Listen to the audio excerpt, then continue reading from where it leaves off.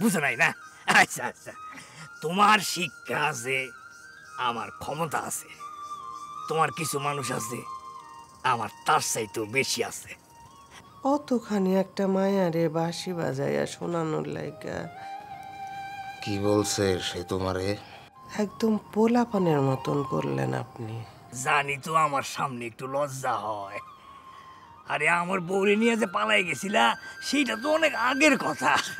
কি কন বুঝি না। আমিও কি সব কিছু বুঝি রে বউ, খালি বুঝনের ভান করি। ফয়েজ রে বাড়িতে আনছেন কেন? আরে যেই জন্যে আনছিলাম সেই কাম তো হয়ে গেছে। চারিদিকে এত শত্রু রাখা ভালো না। তুমি গেছিলা তারামনের কাছে, আমি আনলাম ফয়েজ রে। কথা তো সমান সমান নাকি? দেখ, লুতু চাচা বুড়া মানুষ, সে কি করে না করে তাই নিয়ে যদি আমরা হইচই করি তাহলে। আমরা চুপ করে থাকলেও গ্রামের মানুষ তো আর চুপ করে থাকবো না। তুমি তো শিখাইছো ফয়েজ ভাই, মানুষটা যেই হোক অন্যায়ের বিরুদ্ধে কথা কইতে হইব। লুতু চাচা অন্যায় করলোটা কি? গ্রামের সবাই যারা সিসি করে তারা না হয় লুতু চাচা। তোমার কি হয়েছে ফয়েজ ভাই? তুমি নিচে হইলে দেখ, আমার মাথা ধরেছে, তোরা এখন তোরা যা। আমি তোদেরকে খবর দিব, তোরা এখন যা, তো যা, চল।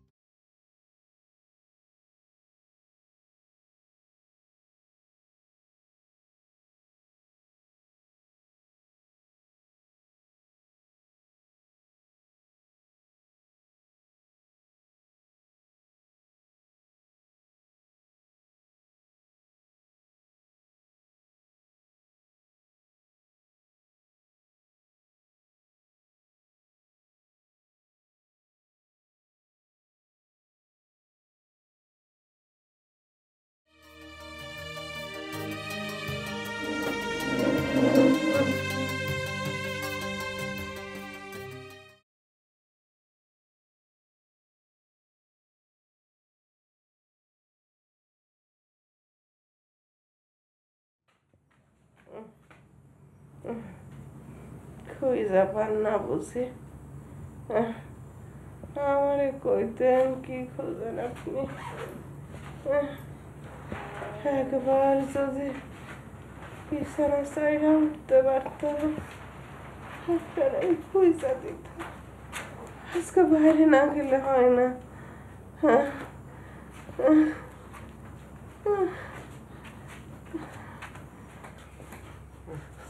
তুই বললে যাব না। না না না, জীবনে আপনারে আমি কোনোদিন কোনো কিছু করতে না করি না। আমি মইরা গেলে কর্নেরটা কি বাজাই পড়ে বউ?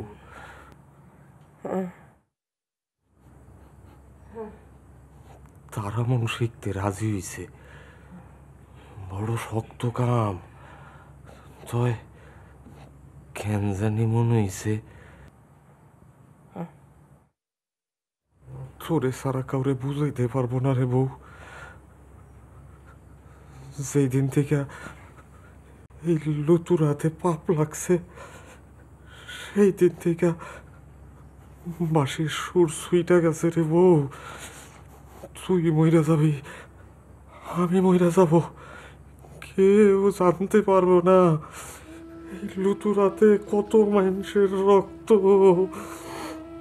কত মানুষের রক্ত, কত পাপ। তোরে একটা কথা কই রে বউ, তুই কাউরে কইস না। এই আমি আমার বন্ধু কি রে কোন করছি রে বউ, কাউরে কইস না।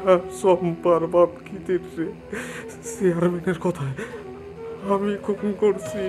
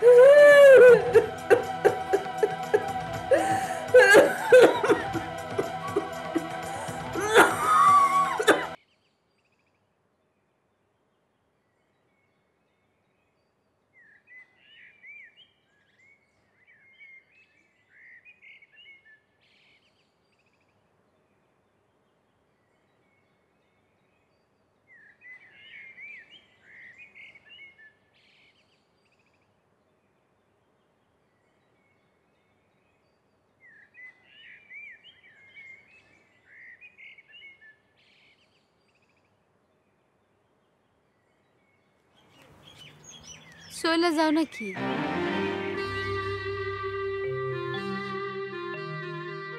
চেয়ারম্যান সাহেবের কাছে আসছিলাম। আসছো তো আমার কাছে। সবাই নাকি নেতা মানছে তোমারে। এতটুকু সাহস করতে পারো না তুমি?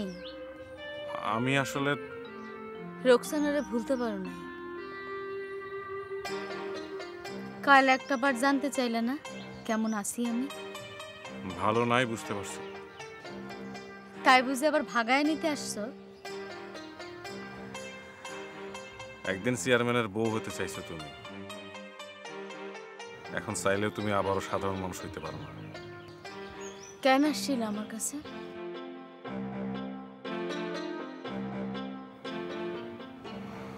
জানি না। আমি জানি। চেয়ারম্যান সাহেব বাড়িতে নেই, ভেতরে আসো।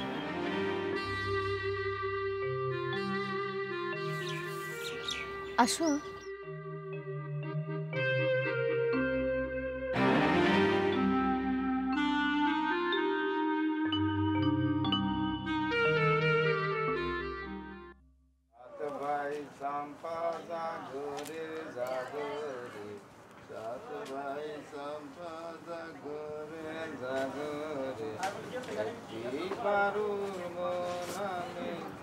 চম্পা, ও চম্পা, আমার কাপড়গুলো একটু তুলে দিতা। কি লো, অমন সুন্দর চোখে আমার দিকে তাকায় আছো কেন?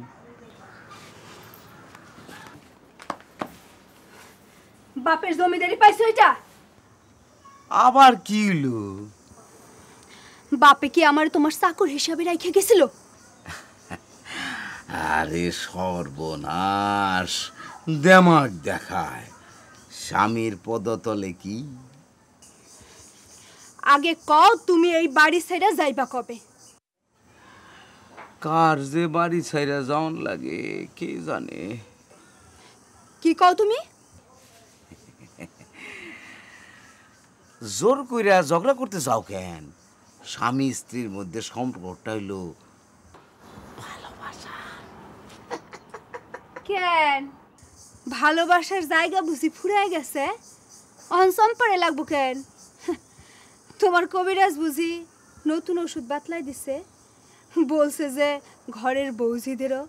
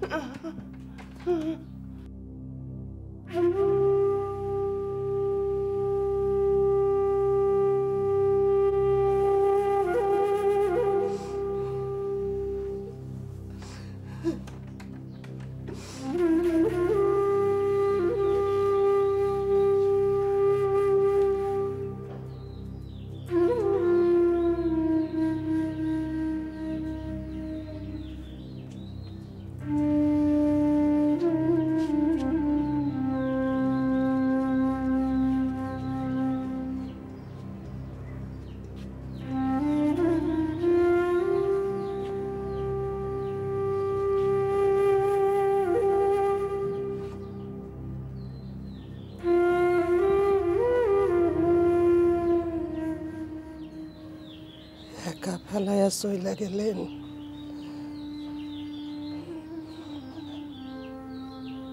আমিও একদিন যাব, একা চইলা যাব এই বাড়ি সাইডে।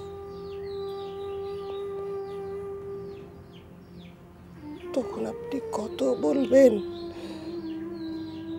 ফিরাই ফিরাই।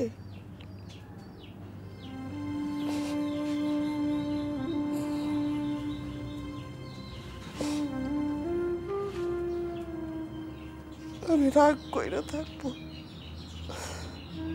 অনেক রাগ, মুখ ঘুরায় থাকবো।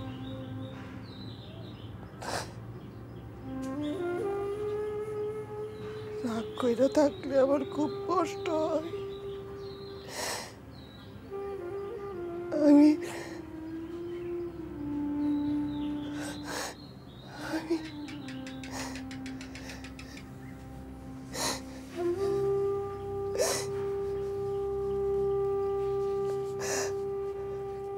পাগলের কথা, এত বছর আপনার মুখের দিকে চাইয়া না থাকলে কবে আমি মইরা যাই।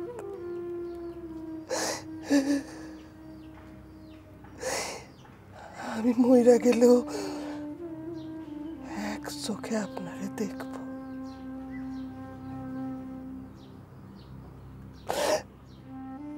এক চোখে দেখতে দেখতে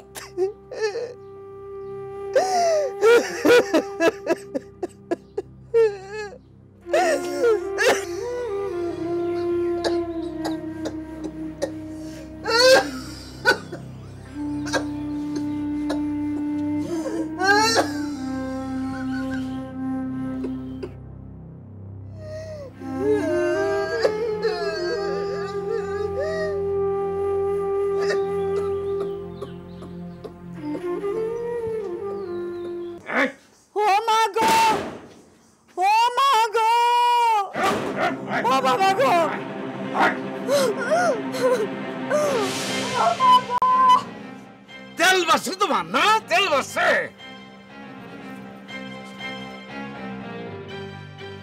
খবরদার, আর একবার আমার গায়ে হাত তুলে। কি হাত তুলে কি করবি? কি করবা? কি করবা? গলা খাকারি দাও কেন? হ্যাঁ, গলা খাকারি দাও কেন? বউরে মাঝে মধ্যে এরকম মারধর করতে হয়, আর বউটা যদি এই যে এইরকম হয় তার মতন। একটা গোপন খবর ছিল। গোপন কথা? ফয়েজ রেনিয়া। ও, তোমাগো গ্রামের রাজপুত্রের আবার কোনো কিছু গোপন আছে নাকি? জোরে জোরে কও, আমরা সবাই মিলে শুনি। কও কও।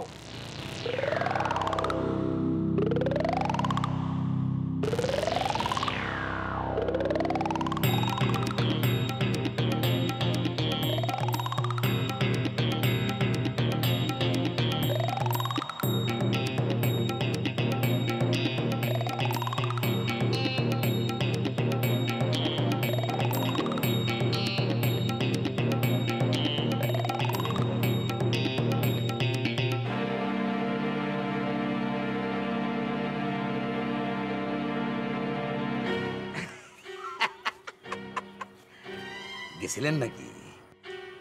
কি না, মানে চেয়ারম্যান বাড়িতে গেছিলেন নাকি? আমি তো ভাবছিলাম যে আপনি চেয়ারম্যান বাড়িতে আসেননি না। যাই, চেয়ারম্যান সাহেবের সাথে একবার সাক্ষাৎ হওয়া দরকার।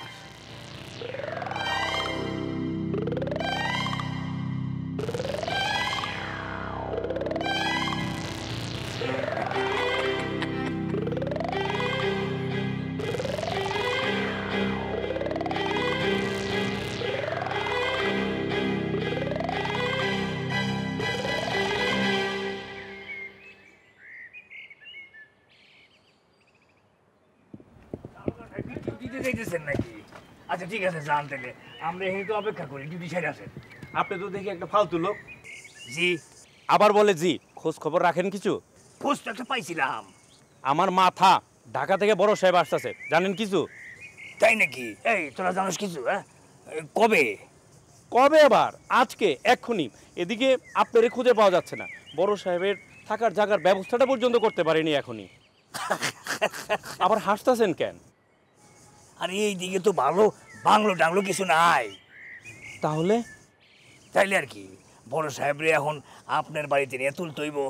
চেয়ারম্যান সাহেব, একটা ব্যবস্থা করেন, নাহলে আমার চাকরিটা চলে যাবে। শুধু খ্যাক খ্যাক করে হাসতেছেন কেন? উপায় টুপায় একটা কিছু বলেন। বড় সাহেবের দায়িত্বটা আপনি আমার কাঁধের উপর চাপায় দেন। আপনি নিবেন? জি, বিনিময়ে আপনি খালি ফয়েজ রে একটা মার্ডার কেসের আসামি বানাই দিবেন। বলে কি, মার্ডার না হলে আসামি হবে কেমনে? আরে মার্ডারের ব্যবস্থা তো করবো আমি, দারোগা সাহেব।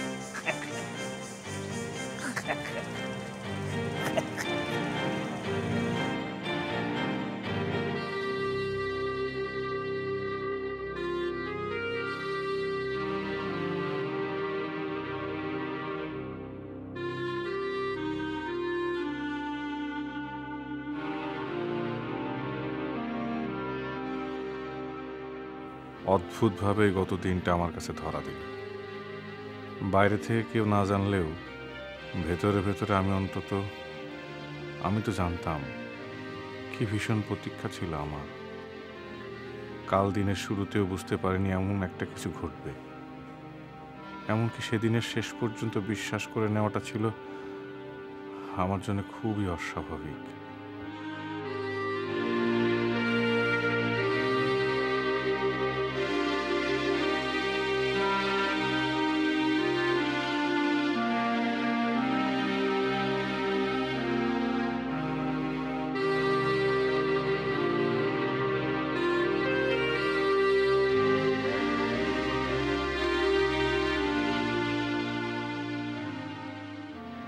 কত দিনের পুরনো এই ডায়েরি আমার। যা কিছু আমার জীবনে ঘটেছে সব লেখা আছে, সব লিখে রাখতে পারি। তাই বলে কালকের ঘটনাটা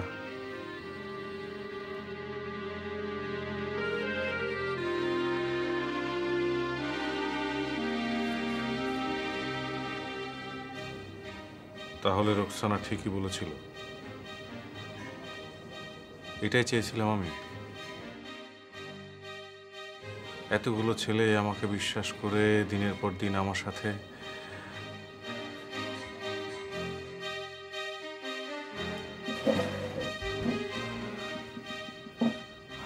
অসম্ভব, অসম্ভব। এটাকে প্রশ্রয় দেওয়া যায় না।